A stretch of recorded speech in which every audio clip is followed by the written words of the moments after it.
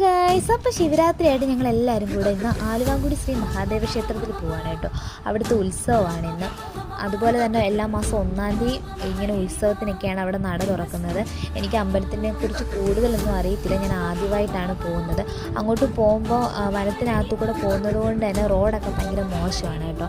അതുകൊണ്ട് നമുക്ക് jeep, pickup അങ്ങനത്തെ വണ്ടിയിലൊക്കെ പോകുന്നതായിരിക്കും കുറച്ചും കൂടെ നല്ലത്. അപ്പോൾ ഞങ്ങൾ അങ്ങോട്ട് പോയപ്പോഴൊക്കെ നല്ല തിരക്കായിരുന്നു, അതുപോലെ തിരിച്ച് വന്നപ്പോഴും നല്ല തിരക്കായിരുന്നു കേട്ടോ. ഇഷ്ടംപോലെ ആൾക്കാരുണ്ടായിരുന്നു, വേറെ ജില്ലകളിൽ നിന്ന് വരെ ആൾക്കാർ വരുന്നുണ്ട്. എല്ലാവർക്കും അത്രയ്ക്ക് വിശ്വാസമാണ് ഇവിടെ. ഞാൻ ആദ്യമായിട്ട് പോയതുകൊണ്ട് തന്നെ എനിക്ക് ഇഷ്ടപ്പെട്ടു. അതുപോലെ തന്നെ ഫുഡ്, അങ്ങനത്തെ ഓരോ ഫുഡൊക്കെ ഓരോ സ്ഥലത്തു നിന്നൊക്കെ ഓരോരുത്തരിങ്ങനെ ഫുഡൊക്കെ കൊണ്ടുവരുന്നുണ്ട്.